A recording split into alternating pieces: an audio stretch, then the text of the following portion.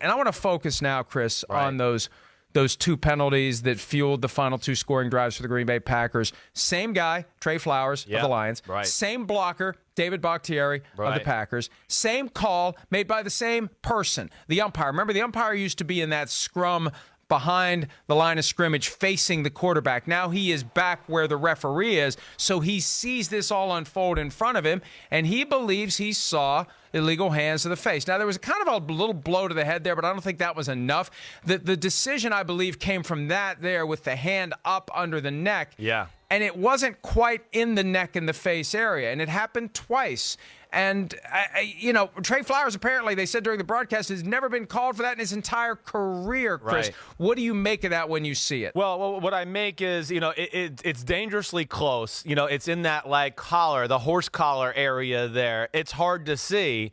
I just wish this more than anything. And David Bakhtiari, what else also helped, and I don't think he was doing this intentionally, but the fact that he was kind of bent back and his neck was bent back as well, it almost made it look a little bit more like it was on the neck at that point.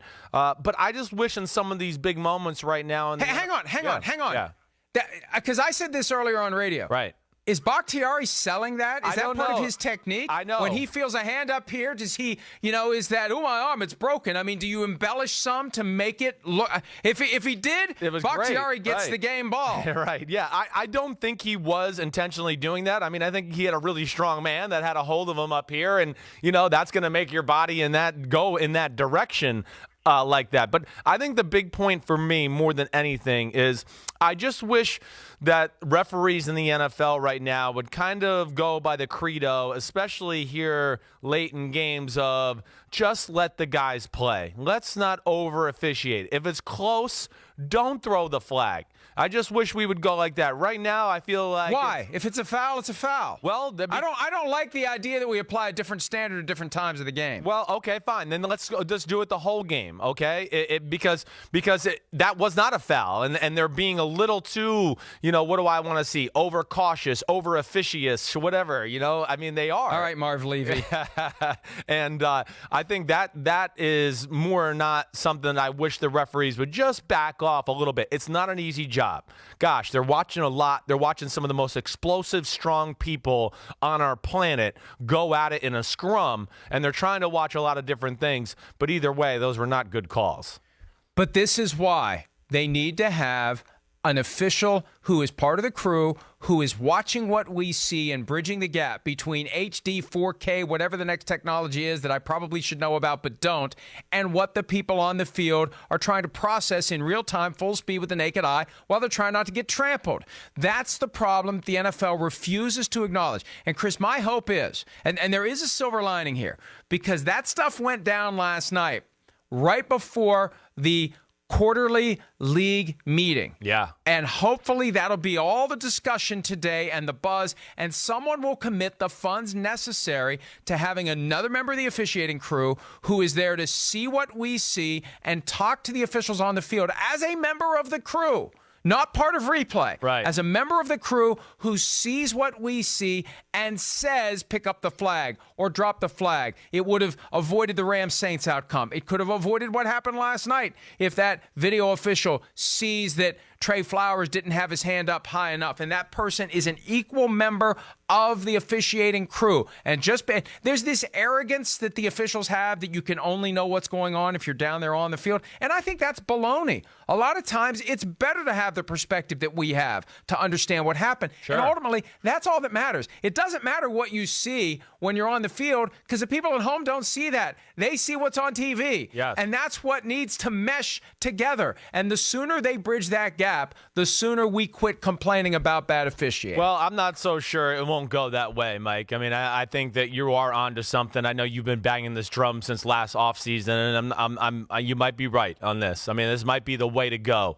If they can, a little like we saw, you want like a little like we saw in the Kansas City game where the referee put his ear up, and I know we think, or we're pretty sure, we're assuming he was listening to Al Riveron. You want that, but somebody upstairs in the booth actually in the stadium like you're saying, a part of the crew, and they can listen and go, hey, guys, I'm watching the replay right now. It wasn't in the neck or the head. Let's pick it up and just move on. It's fourth down, whatever it may be. I hear you, and I think that might be the way to go, and the NFL has got to stop, penny pinching on some of these things.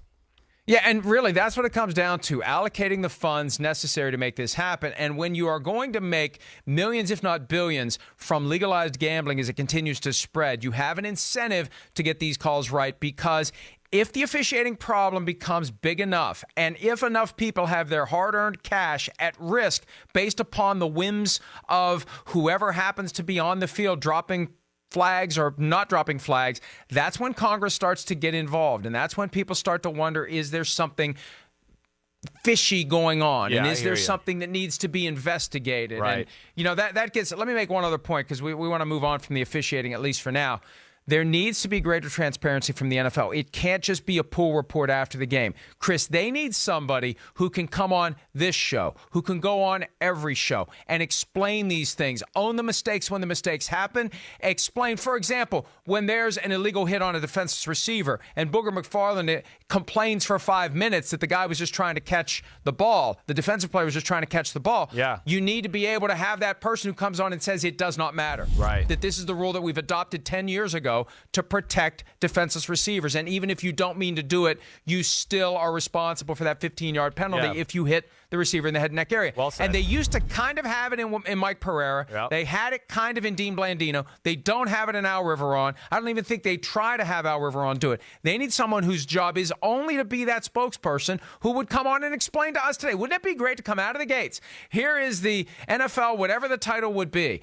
Explain to us what happened in those moments. Wouldn't that be great if they had someone who could do it and do it well and put these issues to rest before they become a firestorm? No, Mike, two great ideas by you today. I'm with you there, too. I think it would. It would silence the critics and, of course, tell us more about the league and what's going on and make it a little bit more accountable. I'm totally with you there. And at least kill the conspiracy theories, because Yes, right. when there is no transparency, here's what happens. I got a text last night from somebody connected to the league saying, is the NFL still trying to get Matt Patricia for the Roger Goodell clown nose shirt that he wore off of the plane at Super Bowl 51? I mean, it's a ridiculous notion. Yeah, right. But when you look at it and say, what the hell's going on, it invites that if you don't have transparency and a good explanation. Hi, I'm Mike Tirico, and thanks for watching. Make sure to hit subscribe for the latest news and highlights from NBC Sports.